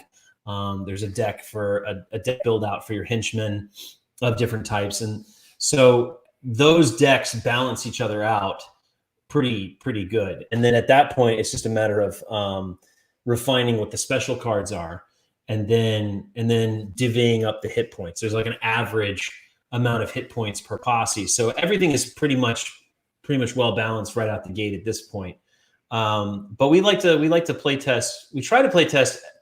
I try to play test once a weekend at least at this point, but I've been working on these posse spotlights. I just haven't had any time. As far as worrying about the stretch goals, what I want to do focus right now is driving traffic to the Kickstarter page and seeing what kind of money we can throw in. There's no reason we should. I think once we get over this plateau, we'll be fine. Now I'm thinking about changing up what the stretch goals are. But as far as rebalancing them, I haven't thought about that. So talking about the game mechanics, because this is something that it's been a touchy subject. It's definitely not. There's I can see the argument. I can see I can see where people are coming from on both sides. What I was going after when I did my game, and I don't want to be the guy talking. You're the special guest. I want to pick your brain about it. But to lay the foundation, I had to make a decision early on how crazy the rules were going to be, how broad your abilities were, and because the more the more you allow a player to do, the more it's weird, because the more that you allow the player to do or defined by the rules, the more you have to define the rules. It's almost like you're drafting a contract. And it's like the bigger the contract is, the more a savvy attorney can get you within your own contract. You know what I mean? Like, you didn't mention this, you didn't do this, you didn't do that. And so there's the loopholes. And what I found is that there's a lot of games out there where it stops, especially in the tournament setting, it stops being about playing the game, and it's about how can you game the system. And I don't want, that's not high noon. I don't want that to, I wanted high noon. I decided at the end of the day, I want high noon to be as simple as it could humanly possibly be. I wanted the instruction manual to be as few pages as it could possibly be. The point of high noon was open the box and play within 3 minutes. You know, if you know the rules already, you can open it up, you can set the pieces down, and you can go to play in a matter of minutes and enjoy yourself. And that meant that certain things have to take a back seat. Certain abilities, and there's somebody's been reaching out to me about shooting in rather than just doing like this, and that, as far as, you know, this and then that for shooting.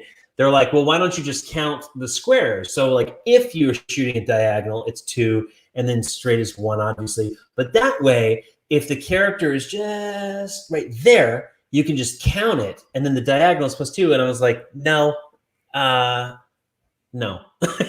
Like, I could, but it just, I feel like that would add more complications that people would dig into and whatever. But that's where I'm coming from, and I can see where they're coming from. Where are you coming from in all this? No, I think it's great because they do have special abilities, but it's built into the special action cards, you know, in your posse deck. So you don't have to think, like, you know, the little character cards are pretty simple. Here's how far they can move. Here's their range they can shoot or attack. And then if, like, oh, the special abilities, I don't need that on that card. It's, if I play the card, it tells me what to do. You know, I can like focus fire, like Colonel Rogers can focus fire, and all his Rough Riders now shoot at one target and get a bonus. So that's but I don't need to worry about that as a special ability. It's in the deck, and I can't use it all the time. It's when I draw it and I'm able to play it, and that's what makes it. So you have those special abilities, but it's not like you have to have it all the time. Yeah. You know, you're not worried about rolling dice. You have you know exactly when you attack, this is how much it's going to inflict, but you don't know how much they're going to defend. But I think that's really good. And like we were talking about Elsu's Warband, you just showed the posse spotlight. This was amazing as I played this, because you've got Elsu, who's kind of the war chief, got a bow, and you know, he's more of the standard kind of person, and you've got Kiaya. Yeah. And he's just got tomahawks. He has no ranged attack, and he can't carry anything. So don't even worry about loot boxes. He needs to be going in and just hammering away. And yeah, he's probably the first one to die, but he can take a lot. He's going to take a lot with him. And whereas Kalataka, he's kind of like the sharpshooter. You want to keep him back and be picking people off. And it's just, when I was playing, it's like, here's a thing with 3 completely different people that you've got to play them 3 different ways. And so that was kind of really interesting. And then you've got the lawman. I just played the 4 posses. The lawman, where you got the sheriff and the deputy. You know, they've got quite. You know, you only have 2 people. So but they've got a lot of health. So you're like, okay, I can kind of push them out. They don't need to stay. You know, they can kind of run out there and they can take some damage. Mm-hmm. They've got pretty good defense cards too. And you really go after them.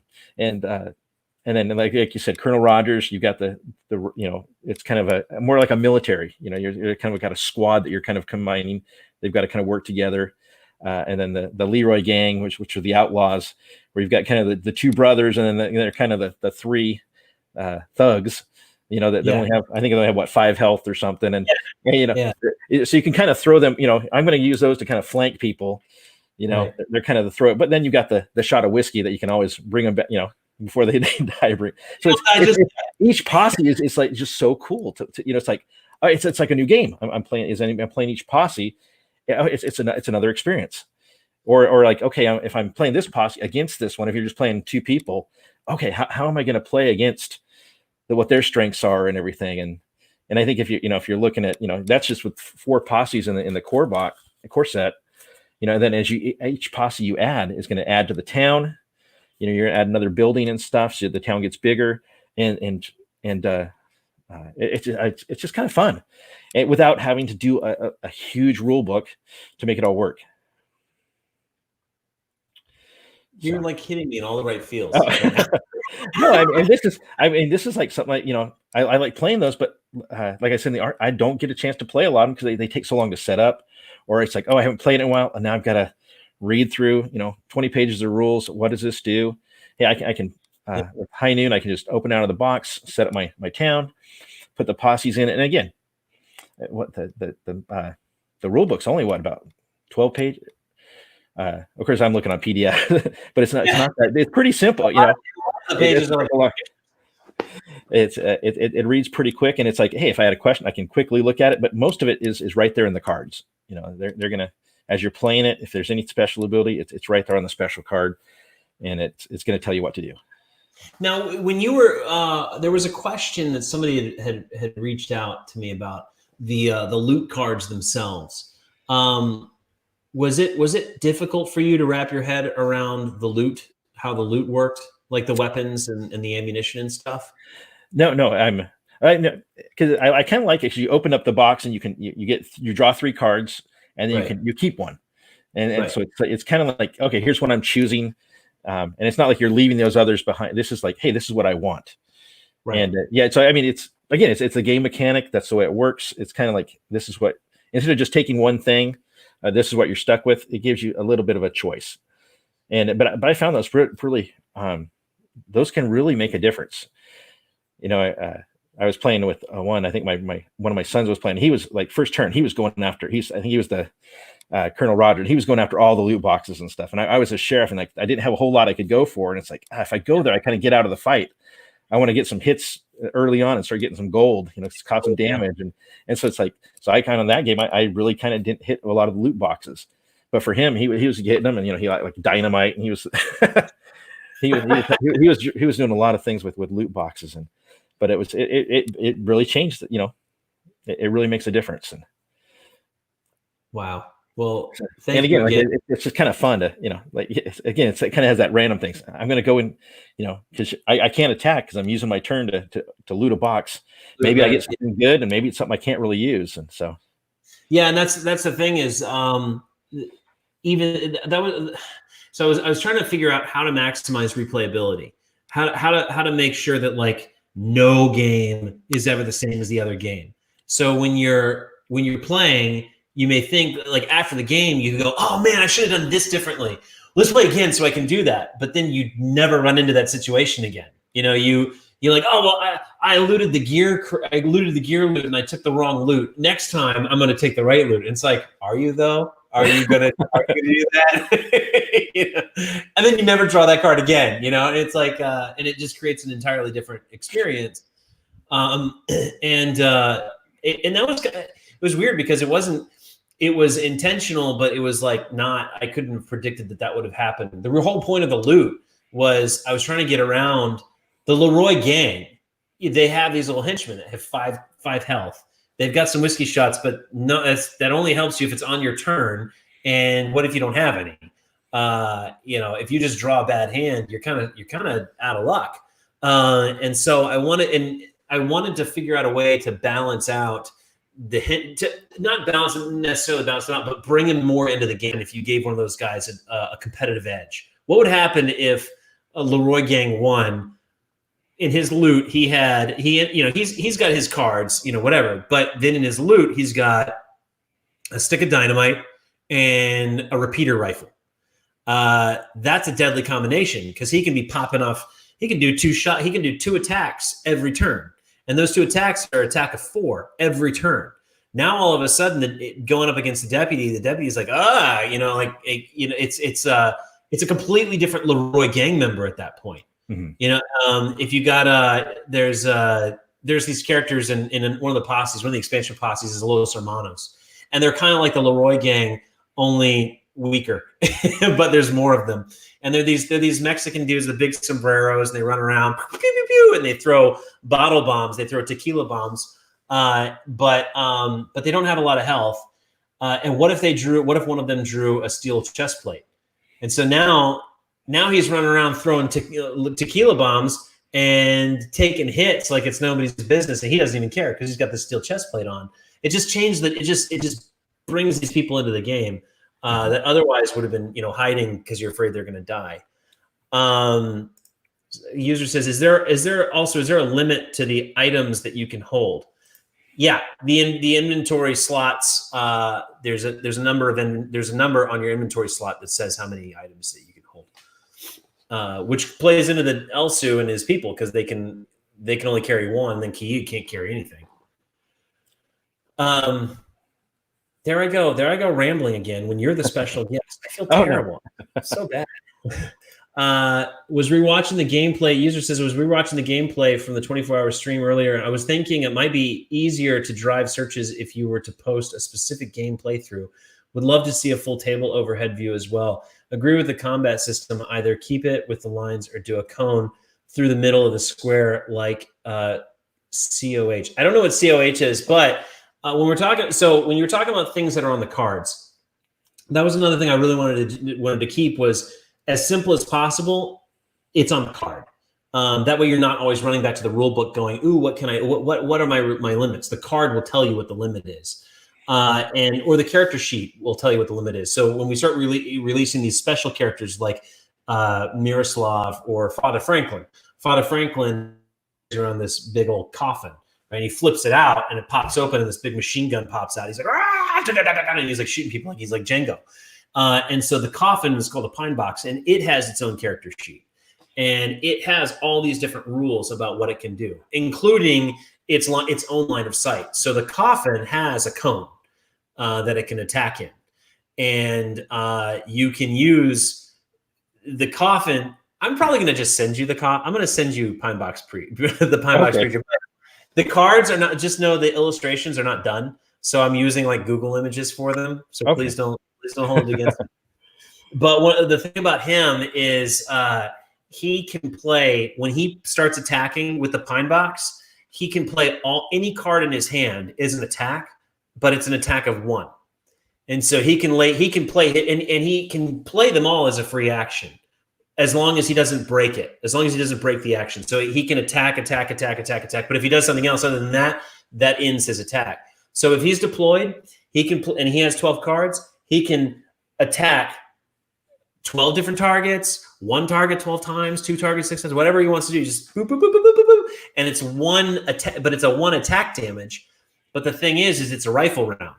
So if it hits you and it does damage, it's going to do an extra point of damage.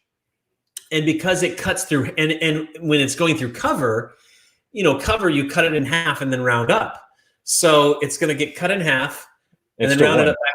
It's still a one.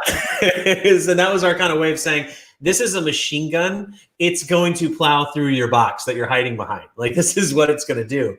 You're going to have to defend against it. And then it's also going to eat up your defense cards too. If you don't defend. That's right. So you got to figure, am I going to keep defending against these 2 damage, or am I? Or am I going to just take some hits so that I can turn around and use these cards to attack him? And then the thing is the Pine Box, when it's deployed, also counts as cover. So he's shooting behind this thing and he's hiding behind the thing. And it's like wherever he's facing, it takes him an entire, like he can turn every time he comes out in his turn, he can make a 90-degree rotation. But wherever he's facing is where he's got cover. And so what ends up happening though is because the Pine Box has a character sheet, you can attack the Pine Box and destroy it. And if you destroy it, he can't use it to attack with, but he can still use it to hide behind. But at that point, then his attacks are mitigated, and he can't move when he's deployed. So I played against him. I was like, the first thing we did was we played him against the Elsu Warband, and Elsu's Warband like ran into battle, and the very first turn he deployed and annihilated Elsu. Like, he was gone. He was like, round 1, Elsu's dead. And I was like, ah! So fortunately, I was able to, because they had, they have their fast speed. Once he was deployed and he couldn't move, Kia flanked him And then what happened was then at that point, Father Franklin was caught in between Kalitaka and Kiio. Like, who do I turn to attack? And at that point, it was over. Then I played him against the Leroy gang. And the Leroy gang, you know, as you said, you got the 3 guys who got like 5 hit points, and then you got the 2 dudes, you know, the brothers. And the first time I played them, I was afraid of all those attacks. So I was playing defensively. I was trying to get over to some crates and do some stuff. And like the moment my gang left the bank, he mowed them all down. And it was like first turn, Quentin died. Second turn, 2 of the Leroy gang members died, and all my guys are like, ah! like going out, you know, like going out in the blaze of glory, knowing they're just gonna die. And it was so frustrating. So I was like, you know what? Let me try this one more time.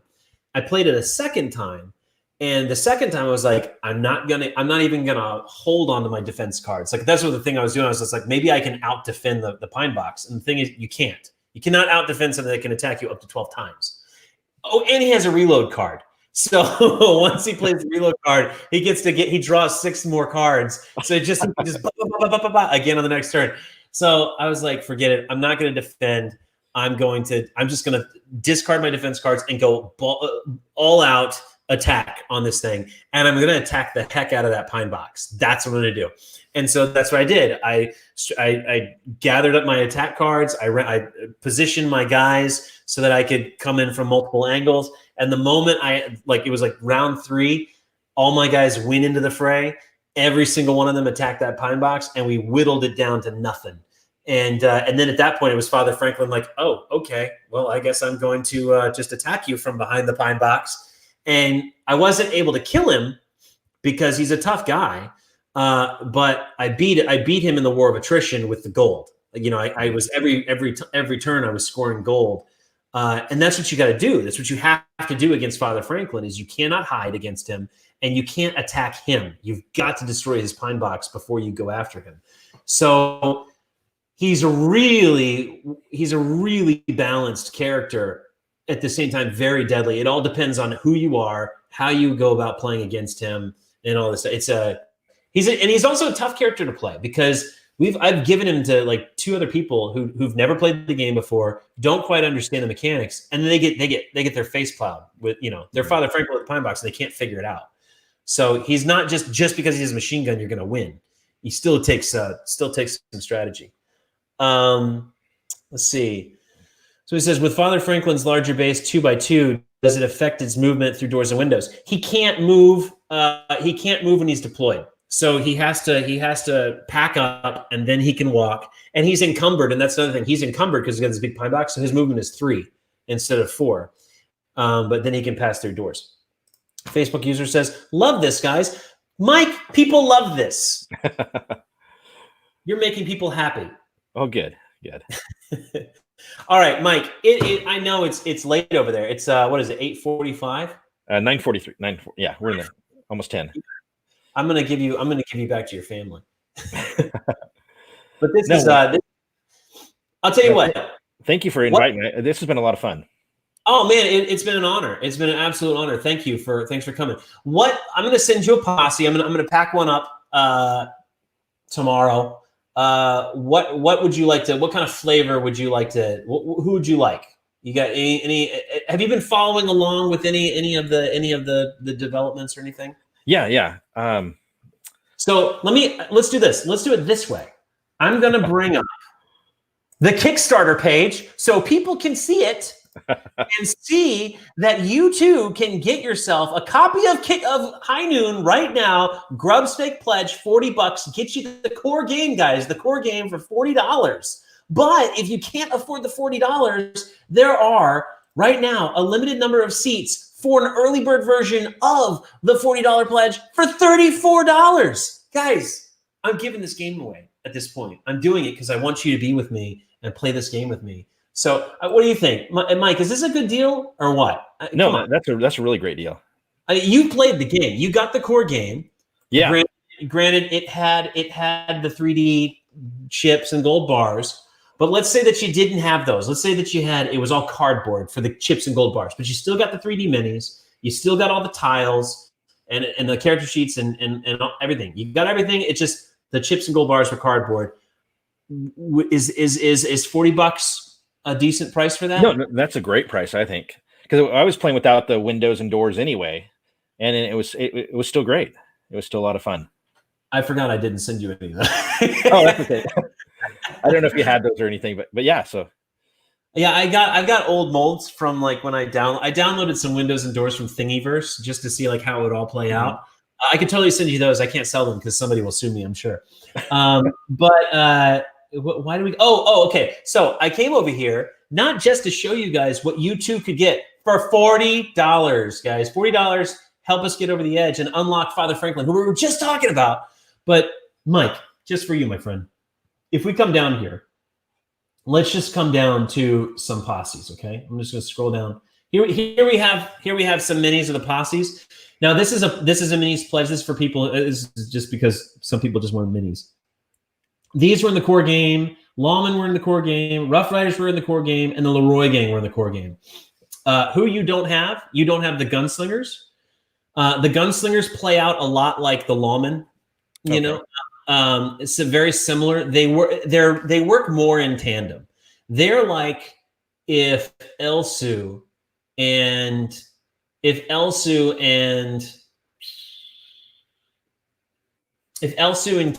or Kayotaka were gunslingers, that's these guys, because they're based on they're straight up pulled. They're based on they are my love letter to Clint Eastwood and Lee Van Cleef. That's two of those guys. He's got a lot of the Lee Van Cleef character, Davis McCat. He even has a card that allows him to it's knock knock. He gets to anytime he goes into a building where he enters the door and there's other people in the room, he can attack them just for free. And that's kind of like when he kicks down doors in A Few Dollars More. And also he's got a card, Hats Off to You, where it's kind of like the sheriff's card of Return Fire. Because in Few Dollars More, they're shooting each other's hats, if you recall, and he shoots the hat farther. The Clint Eastwood character is Joe Monco. He's got a steel chest plate built in, so he's got some cards where he's like, aim for the heart. Aim for the heart, Ramon. Aim for the heart, and you'll never hit me. So he can ignore some damage there, and also he's got a similar Kayotaka style card where if somebody's going to attack Davis McCat, he can get into range. If he's in range, he can shoot that person instead. So he backs him up. The Abernathy gang is they are tile disruptors. So you've got this one dude who's got armor all over him. He's a buckethead. He's based off of Ned Kelly, and the Bush Rangers behind him are based off of goodness gracious, this other Bush Ranger, I forget. I'm sorry, Australians, it's late. So what they can do is they can actually set entire buildings on fire for 2 rounds. They can go up to a building and just set it on fire. So if people are hiding out, like if the sheriff is hiding out in a jail, which is what one person had happened to them, if they had these guys, they could just go up there and light the jail on fire. They also have, the Abernathy guy, the bucket guy, has cards that deal extra damage to lawmen. He's got cards that he uses cards that play into his armor, so they like it takes out some of the damage. One card that the guy who designed this deck, his name is Jason. He has this one card he loves to play. It's called Mistmaker, and he basically drops a big smoke bomb, and it's a huge smoke bomb that basically makes it so that you can't attack him, and then anybody else who's in the smoke is in cover. So it's basically it changes the whole, like it's a massive disruptor to the battlefield. Right next to them is the Jenkins brothers. It's 2 shotgun toting brothers and then a big brawler. So you got like Kiya and then 2 dudes with shotguns. And this dude, he can Clifton, he can throw people, like he charges through people and knocks people all over the place, and he can stun you and do all sorts of damage. And he's just made a hit points. Very scary guy. And then these guys, they've got shotguns, so they're blowing all of their attacks ignore one square of cover. So people are hiding behind. If you got like the Rough Riders who are hiding behind crates, these guys are like, I don't care about your crates. So that was a terrible hillbilly voice. I'm never gonna do that again. So he can. So that's what they are. They're moonshiners. Somebody says, does smoke obstruct line of sight? Yes, yes, exactly. Smoke it obstructs them entirely. Like they are immune for I think 2 rounds, and then anybody else, it's considered cover. Their attack is halved and rounded up. The bushwhackers are saboteurs, so they've got a bunch of cards that allow them to move up and do attacks. They have cards that allow them to blow up loot crates. So your son like to go around like looting crates. These guys, if he went up to the crate, these guys could be like, oh, boom, and they would blow it up like it's a stick of dynamite. And it would actually destroy the loot crate itself. So they'd take damage, the loot would be gone. Like they're very good at robbing you of your joy and your dreams and your hopes. And the leader has a card that allows him to sprout up more of the bushwhackers. So there is like a spawn. The Los Hermanos, they're kind of broken right now, so I'm not going to include them in this option. The Bandera Blondes, you've got 2 shotgunners, a rifle sniper, and a dual-wielding pistolier. That's basically what they're all about. The 2 shotgunners have cards that get them out of taking damage entirely. And then the dual-wielding shooter has an ability to target more than 2 characters at once. And then Miranda, the sniper, has a really cool card where once it's in play, any turn where she doesn't take an action or move, you put a chip on the card. And you can move and do whatever, but you just don't get any chips. But then once you actually attack, you count up those chips, and it's a 2. You add 2 to damage for every chip. So it's like she's like marking like a target. So very cool. And she also has a weaker headshot. So she's got a headshot like Kayataka where she can stun you, but it's slightly weaker. Miroslav Zorek, he's got abilities in his cards where he has a generator that he can draw power from, and he's got these towers that he can place. So the generator allows him to do all sorts of awesome, cool abilities. He's got a magic gauntlet that he can punch people with, and that knocks them back and stuns them. He can enhance his defense, enhance his attacks, and then his turrets become these little sentries that he places all over the place, and he basically controls the board at that point. The more towers he gets on the board, the scarier he is. But also the weaker his power is, because every one of those towers draws from his generator. So it's the first character we bring in that has their own kind of economy, their own currency. In this case, it's with power. He's a fun character to play. People love playing him. But then we got Grizzly Greenwood. He's one of the newest characters I've brought up, and he's a harasser and an isolator. And what I mean by that is he sixes wolves out at you, and his wolves can pounce your guys. And if a guy is pounced, he can't defend against any attacks, and he can only attack the wolf. That's the only way. We got a guest in the house. We're gonna bring him in just a second, but but on top of having the wolves, and then once a wolf is pounced, another wolf can come in and then start going for the jugular, and they get out of damage for that. And then he actually has bear traps. So as guys move, if somebody moves, he can play the bear trap, and it stops the person. And then again, it's just like getting pounced. So these are some posses. Which one do you want me to send you? I've gone through. I think I'll do the Bandera Blondes. I think my daughter would like to give her a female character to play. Okay, and perfect. It sounds kind of fun with the shotguns and the rifle, and it's kind of like a little bit of everything in that one. I love the Bandera Blondes. They're a fun posse. They're difficult, but they're fun. It was hard to choose. I mean, all of them sound so cool, and I like how each one's different. The sound. I want to try them all. Yeah, I'll tell you what.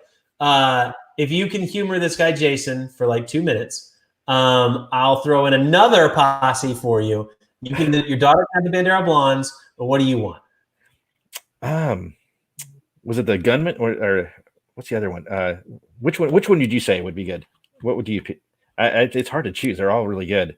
They are fun. They're all fun. Miroslav kind of sounds really interesting. Maybe Miroslav. Miroslav is okay. He's and Yeah. Okay. Cool. I'll send you. I'll send you Miroslav, and I'll send you the banderos. I'm gonna send you the PDFs for the tile, so you can print them out. But the tile for the banderos is big. It's a bordello. So the banderos actually introduce a mechanic into the game, which is elevation, and it's a blue tile. It's a new color. And when you're on the elevation, you get +1 to your attack and your defense, and you ignore cover below you. So anything that's not any cover that's not in the blue is ignored because you're shooting over. You can see over it. So now it's only in the bordello, but if you decide you want to make your own tiles, go to town. All right, we got Jason in the crowd. What's up, Jason? Nope. Goodbye, Jason. There was that. That's what I'm talking to you guys. You got to keep it friendly. Okay. And Joe says, howdy. Howdy, Joe. Nice to have you on board. Thank you. All right, guys. Well, all right. So I'm going to send you Miroslav Zork, and I'm going to send you the Bandera Blondes. Thank you very much. That's great. All right. Mike, dude, it's been fun, man. Thank you so much. You given me 2 hours. That was it. You given me and the crowd 2 hours of your time. It was very gracious. You didn't have to do that. Much appreciated. Everybody, you need to check out Michael Knight's articles on GeekDad. You can check it out at geekdad.com. He wrote an awesome article about High Noon. He also wrote an article that I didn't even realize it was him about Plunder. And I'm sure he's written all sorts of other great articles that you'll enjoy. And he's also kind of a pseudo celebrity. I'm now his biggest fan, and I want him to write my guides. So that's it for today. Thank you again, Mike, for all you do. And I'll see you hopefully in another live stream. All right, thank you. It was a pleasure. Take care, everybody.